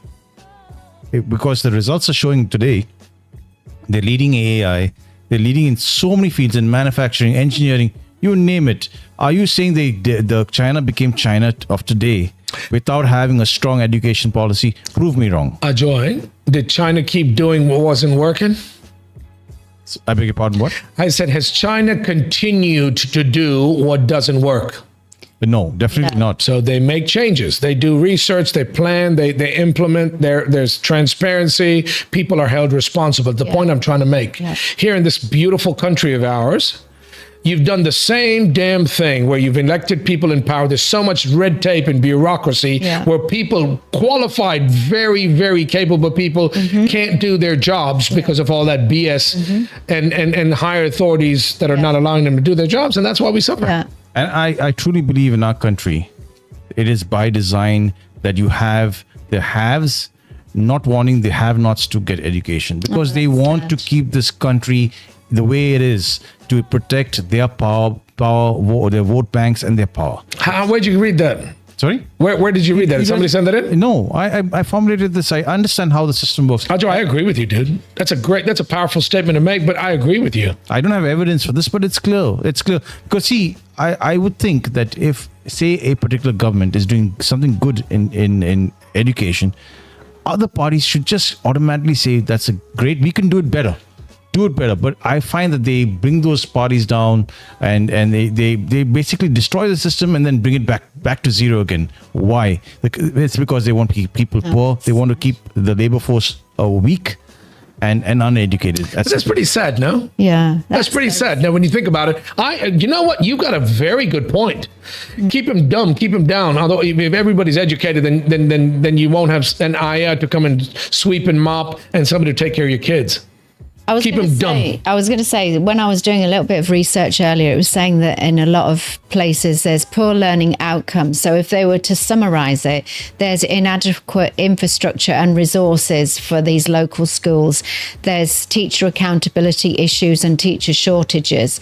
Also, additionally, there's language barriers, which is English versus vernacular languages, declining enrollment and structural issues, and, a lack of focus in some of these schools and very outdated teaching methods. We've spoken about English versus Marathi or Konkani versus Marathi. How many Marathi speaking people can go to the US and get a job in Marathi? Zero. Joanne, what you're saying is so true, and it's such a shame because you really want to see the change. You'd like to. For the better of everybody. Not to lose the languages, nothing like that, because you need to keep your local languages. We spoke about that. Learn all three. Yes, but that's what I'm always impressed by, that in our office people most of them speak English, Konkani and Hindi. And I think that's phenomenal, because I know it's shameful that I can only speak English. I've done a bit of French and I've done a bit of Spanish, but really I cannot speak in any other language, really. I might know a few words, but I'm always very impressed by the number of languages people know here as a basic need to get by. And I think it's really admirable. I want to say that the education system here in India, depending on what education, some of the best education system, some of the best institutions that have churned out some of the smartest, best, high-powered people in the world. And it's a darn shame. You know what? Where there's smoke, there's fire. You might have a very valid point about keeping them dumb. But it's so sad when you've got such a large majority of the population here in India that are they're just by the wayside, dude. You can't afford it. You stay being a dumb whatever and do the thing you've got to do. And it's only on a rare occasion when you get lucky where your parents, and that's what my mom and dad did for us. They were able to scrounge and scrape money together to give us a good education. And that's sad, dude. Yeah. And I'll tell you what, you give the poorer section of society a chance. I won't be surprised if because they're driven, right? They come from such a backward class where they're underprivileged. They want to prove themselves. They will create things that India can be proud of. They'll create products that the other world needs, the other part of the world needs. That would make me so proud. I would want that for our country, right? Yeah. But I was going to say, I bet there's some amazing teachers that are just slaving away there, and they're not getting any recognition. And remember that teacher who got that award in the Middle East? Yeah. What's her name? Rubini Nagy. Nagy. So She should be the education minister. Yeah. She's got the right idea, the right intentions. Joanne, you just mentioned about the fact that it's sad because this has been happening for a very long time, and you've got systems in place that could make these changes. But if you want to compete with the world, what Ajay is saying is, why is China where they are and India is where we are today? Right? You can see a problem. You mentioned Miss Nagy, right? You've got good, qualified people. And I want to make this point. I'm so glad you mentioned you've got some great people in school, in the education system, some of the hardest working, the least appreciated people that do such a great job in all, from the police departments to your government officials to your teachers especially, right? Yeah. But the point I'm trying to make is, why is there more problem than solutions? Yeah. And if you have a problem, you got to figure out how to solve the problem. You've got every answer in the book available to you nowadays. There's no excuse for it. Yeah. But Ajoy, I'm so glad you mentioned India versus China. Can I tell you something funny? If you don't succeed here, go to the UK, and you can go to the US, go to Australia, go to all these other different places, and you can have an education if you're fortunate enough to be able to be the few that far that can go to all these places and get an education. You can do really well elsewhere. I'm talking about the majority of the people that live here that can't afford to do that. And that's a whole generation, no? Correct. It's sad, dude. Absolutely. Well, something that made me laugh, I was thinking about all the Goans in the UK that are killing it. Goans in the UK. Joanne, that's your backyard, mate. Yes. So, talk about it. Yeah, so there's local government elections this coming Thursday. And we've actually got a whole raft of Goans who are actually standing for election at the moment, which is really amazing. So some of them are contesting their seats that they've had for a long time, and some are standing for the first time. I think you guys have got some imagery to put up there, haven't you? In terms of, there was a really good summary in the Herald of the number of people who are of Goan heritage. Yeah, Goan heritage. Put this up, guys, because it's interesting to actually just see this. A lot of them are in London. Some are in Swindon. Can you make that full screen? I want to see that big screen, dude. Please, that is amazing. Really good. Ajoy, there's a cousin of yours. There's a Mark Barreto. Right? Look, dude. Thanks for pointing this out. Baba Majo. Free mare. Tu kara free ka the rent free mare tumka. Mark Barreto, but he's got one T, huh? I saw that, yeah. But look at this, dude. This blows my mind. In the US, you've got a lot of Indian people that have killed it, by the way. Yeah. And this is the kind of stuff that makes you proud. But sad, you've got to go to another country. Yeah. To excel, to exceed, to do well, right? Yeah. I wonder though if the Goan voter in the UK votes on the same basis as they do in India. If so, I'll be sorely disappointed. I was going to say there was somebody who's standing in Hounslow Central. This is Pamela Rodriguez. And what she's saying is she's been working in the council system since 2015. And she's helping bring Goan culture visibility to institutions, including celebrations of the Feast of St. Francis Xavier, fantastic. would you believe, in the UK Parliament, and also introducing Goan literature to local libraries. So she's saying, my goal is to bring a strong Goan voice in local governments, promoting fairness, transparency and empowerment. So that's fantastic, but we'd also like to see that here as well, Absolutely. wouldn't we? But that's the point I'm trying to make. You can't give somebody a smartphone and expect them to get smart.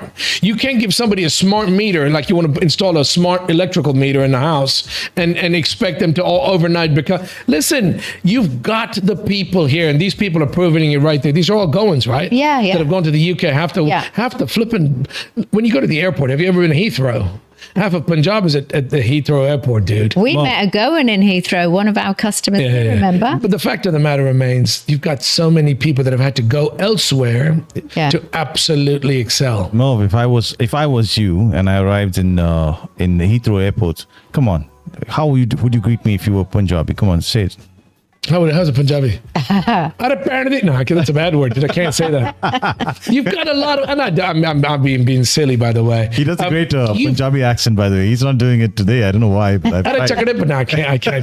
Don't put me on the spot. The point I'm trying to make is that we've got some smart people right here. And it's depressing how the system remains the same. You keep them down, you keep them dumb. Yeah. You've got the money, you've got some of the most rich people, some of the budgets, Joanne. that are specifically dedicated central government budgets for education, for sports, for infrastructure, for you name the industries. And it's a darn shame that we're in the situation that we still are. Yeah. And all of these goings are proving it. They're going elsewhere and they're willing to work hard. Yeah. And they're going and excelling in these other countries. Yeah, and they're talking about that they want their Goan voices heard in the place that they're now calling home, which is really admirable to see. But also I'd love to see some of that coming back the other way as well. Absolutely. You know, Sheldon Charles, a viewer of ours right now, he says that decision makers conveniently have their head in the sand for these. He's talking about the education system, which we just talked about. He says in the sand for these essential aspects of a country. I could even guess most of the ministers have their kids being sent overseas for higher education. So, you know, it's related to this topic as well, that if you have good Who said that? Who is it? This is Sheldon Charles. Sheldon Charles. Ajoy, here again, I'm asking you. You said something else just now, or maybe Sheldon said. I don't know who just said it. All of these guys in these big positions, they have the money to send their kids overseas. Yeah, Sheldon said it. So, but there's a glaring example of the inequality, right? Why should these guys that make all the money, this taxpayer money that they're being paid to do a job, and they're making money hand over fist and able to send their kids overseas, where the local people that live here are struggling to make ends meet. Yeah. They don't have the ability and the what's the word I'm trying to the ability to go to a fancy school. Of course. They don't have the luxury. Sorry. By the way, Vincent Fernandez again says Kerala is the first state to make education free. So I love that. That's brilliant. I love to hear that. You've got some of the most educated, some of the down south in India. You'll be surprised how smart, how cultured, how clever people are, and they're the same country. It's just you need the change. You're proving my point right there on the screen, but guys. You know what, Merv? Looking at this list of people, you can see that they are charismatic, well-intentioned. No, you can't, Ajoy. You can't tell them by a picture, mate.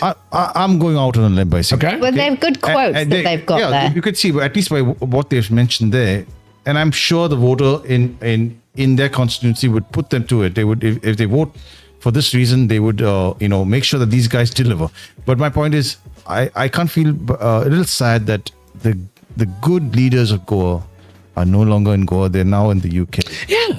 And we don't have such quality in our own elected representatives. I won't make a blanket statement, but I feel that the good quality leader has gone out of Goa. They're in the UK now. They're in Portugal, wherever. You have so many people. You have Suella Braverman. You have the Prime Minister of Portugal at the moment, or is he the Finance Minister? I can't remember, but he was the ex-Prime Minister of Portugal. He's a leader there of Goan origin. Is he? Yeah. Can I? We did a show a couple of weeks ago about IIT, a different IIT facilities in India, Delhi, IIT Mumbai, IIT Bangalore, all these different places, right? These people have gone and excelled in a first world country in the States. Yeah. Google Sundar Pichai. I can go through the whole list, dude. There's some great quality people. The fact of the matter is, man, the discussion right now is about education. Local public education is the pits, and it's not changing, and it doesn't look like it's going to change because the right person is not leading the ship. You don't have the right captain steering the ship. Yeah, I know. I find that a real shame, and I have to say, I didn't have kids myself, but I always thought I wouldn't pay for them to be educated because I really strongly feel you can get an amazing, fantastic education in the UK without having to pay for it. However, it also can depend on your school catchment area and the quality of the local education there. But I do feel proud and privileged to have been able to have a good education. And then I had to study hard to go on and move and move into my career and all, but it's also what you can make of your opportunities as well. That's true. But give people the opportunity to have the opportunity. Exactly, yeah. Give people a chance to actually. You're telling me that if you made education better, you wouldn't have more successable people?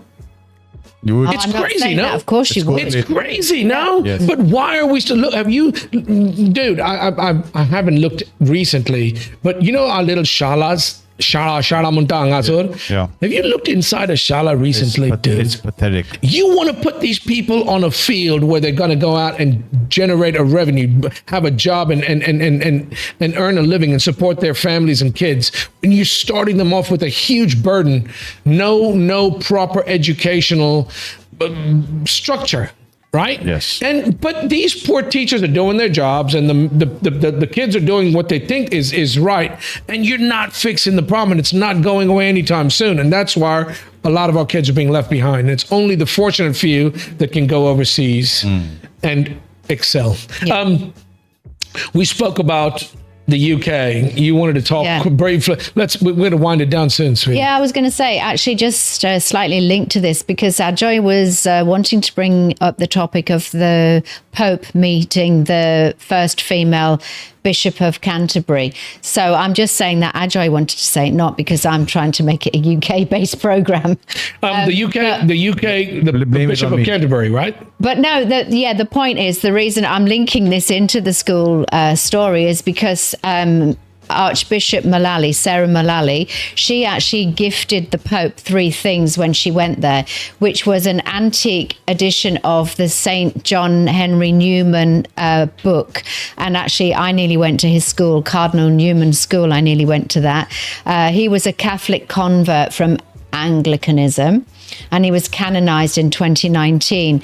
And then she also gave him a jar of honey from her official London residence, and also a traditional Peruvian nativity scene. So it was a nod to his adopted homeland of Peru. Is she the first Archbishop? She's the female? first female. Wow. First female. And Wow. she's a nurse. She was a nurse also. Oh, wow.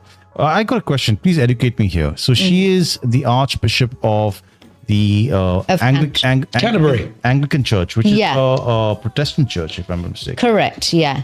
So that the Archbishop of Canterbury is the name given to the leader of the church, the Protestant church in the UK. So the head of the Church of England is actually King Charles III, but she's the right-hand lady in terms of leading the church there. So it was quite an historic meeting that the Pope should meet.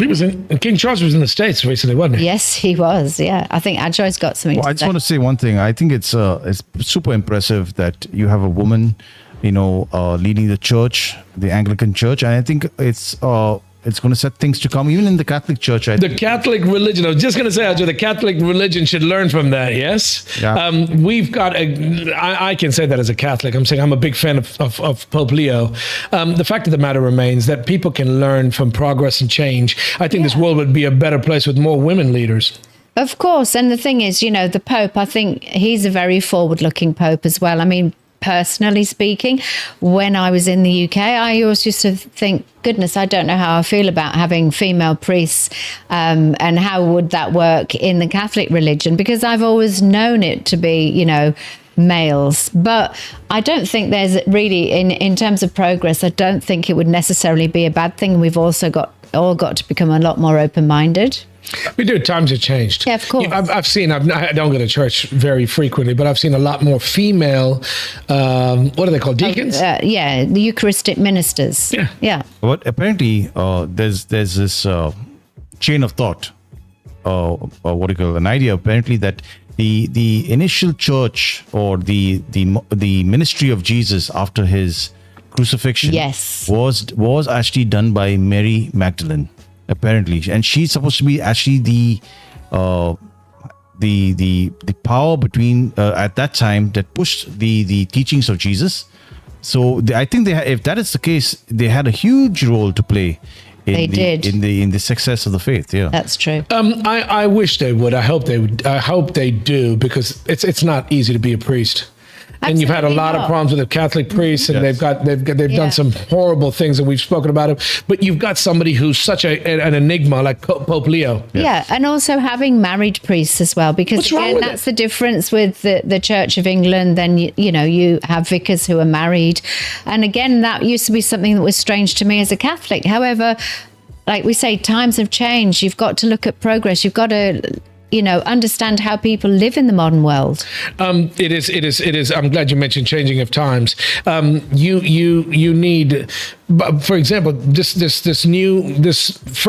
in the Anglican Church. She's the first bishop. Yes, she's the Archbishop of Canterbury. Yeah. She's a dame as well. Speaking of, I wouldn't say she's a dame, is she? No, she is. She's actually a dame. She's a female dame. Joanne, talk about your King Charles III, mate. Yeah, so I have to say I was extremely proud of him this week in the US because he was on a state visit to the US meeting... To meet DJT. Indeed. In the place to be, rocking the mic with... Okay, go on, sorry. Yeah. So... he is, obviously, he's the leader of the UK. He's the head of the Church of England. And Donald Trump is a big fan of the royal family because his mum was born in Scotland. And he said his mum was a huge fan of the royal family. And he alluded to the fact that she maybe had a crush on Prince Charles at some point. His mum? That's what he said when he did a speech in the Rose Garden. I think King Charles was looking a little bit embarrassed, but I thought maybe that was a bit of an inappropriate comment. However, leave it to Donald Trump. So, as you know, with the royals, they have a lot of soft power. Oh, that's a famous joke he cracked. Let's hear that again. Play it again. Donald's in a good mood, boy. You recently commented, Mr. President, that if it were not for the United States, European countries would be speaking German. Dare I say that if it wasn't for us, you'd be speaking French. Good for you. Good for you. That's what they're basically saying. They're saying that it was the triumphant trip because UK-US relations are not at their best because Donald Trump has been really criticising the Prime Minister Keir Starmer because he wasn't allowing them to use bases for the Iran war. And of course, this state visit was on the books for quite a long time. And so it could have been a really tricky one, but they're saying with humour and with a lot of straight talking, but in a very polite manner, he was able to, because he also made a speech to Congress, and I think there were 15 standing ovations during his speech. And, you know, there's been a lot of no king protests in the US, and I think the White House made a bit of a joke about the fact that there were two kings together this last 1 week. However, Charles has been really successful with this trip. In fact, he's helped making the points he needed to make. Do you think he's helped in the US-UK relations, which have kind of been strained of late, right? That's what he was sent here. Yeah, he was probably sent here specifically to smooth things over with DJ.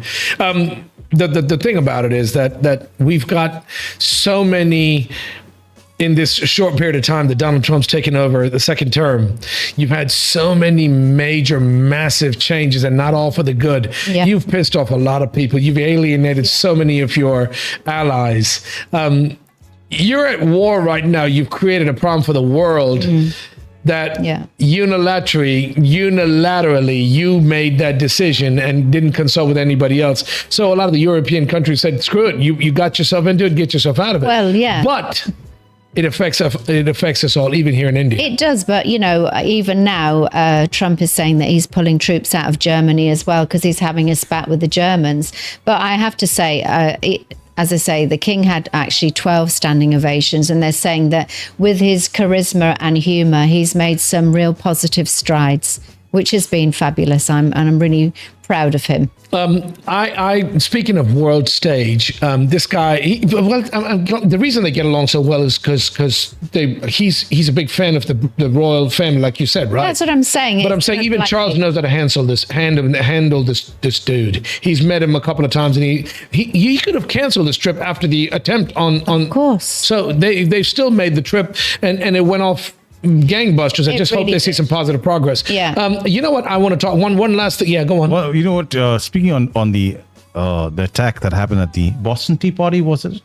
Boston Tea Party? What do you mean? No, you're talking about the White House correspondence. Okay, so I think it was a play on that event. So this is one of the jokes that King Charles cracked. He says, "Thank you, Mr. President and Mrs. Trump, for your splendid dinner this evening, which, may I say, is a very considerable improvement on the Boston Tea Party. No, actually, it's got to do with an historical event, I think. The Boston Tea Party is very different. The Boston Tea Party was where they were throwing tea trunks into the river in Boston. Yeah, because that was against the king. They were protesting. Yeah, it was against the king, so it was protest at that point. Yeah. One thing that I do want to talk about before we go, we call it a day, is the World Cup.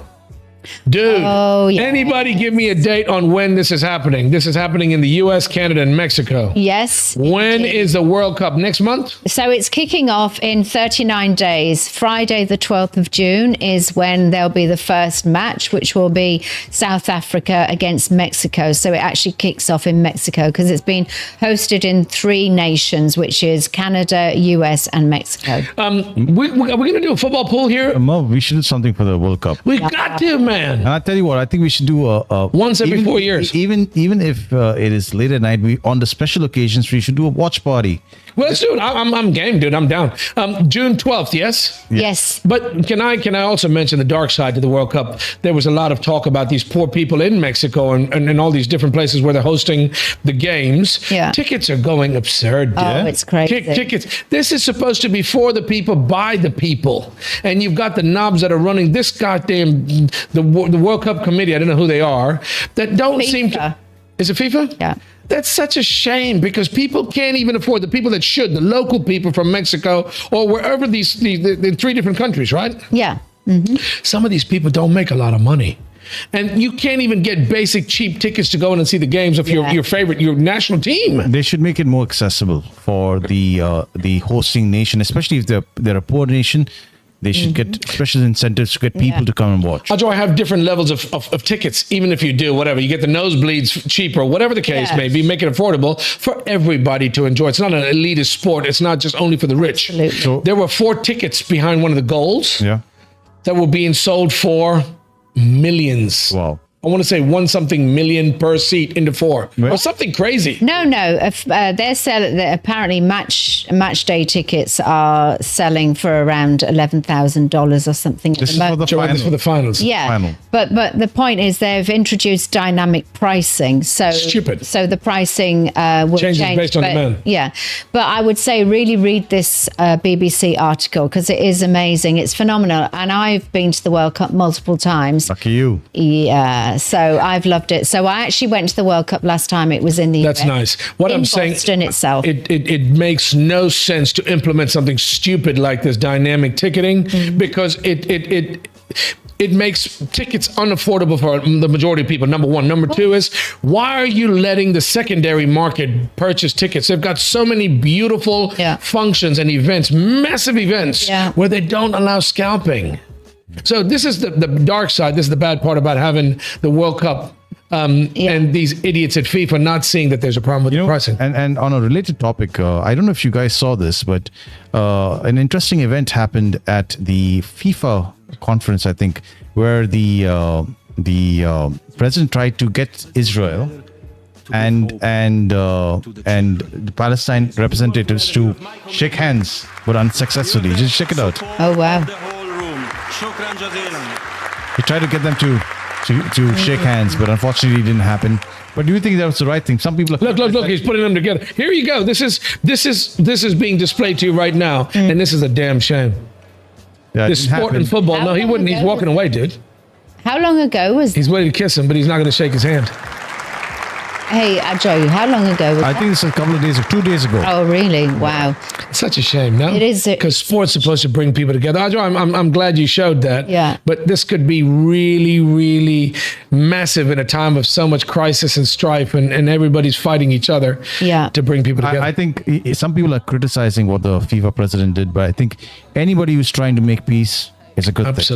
Absolutely, but sporting events also becomes, there's also a lot of political fallout because there's, a lot of times people will protest and won't send teams because of some of these political events that are happening. But I was just going to say one thing to mention, that even in the World Cup in Khattar in 2022, when people were kind of criticizing the fact that it was being held there, and it was out of sync with when it would normally be held because of the heat factor. The most expensive final ticket in the Qatar World Cup was being sold at $1,600. That's reasonable, though. Yes, I That's know reasonable. it is, but the point is also football is a game for the common man also, so they shouldn't be selling tickets at such ridiculous prices. Well, I'll tell you, I had a lot of friends who went to the Qatar World Cup. You got friends? I got friends, mate. I got friends like you. Excuse me. But they said that it was an amazing World Cup. It was Yeah, very I've well heard organized. And I think it was one of the World Cups which was the most accessible in terms of its costing for tickets. It was a lot of people from India and from Goa went there, which is amazing. Can I tell you, that's the way it should be. Yeah. As it should be. It is a sport that should be enjoyed by anyone that around the world, dude. And it's a damn. Where were the vuvuzelas? Was that South Africa, right? Yeah, that got on my nerves. I can't stand those. They're really annoying.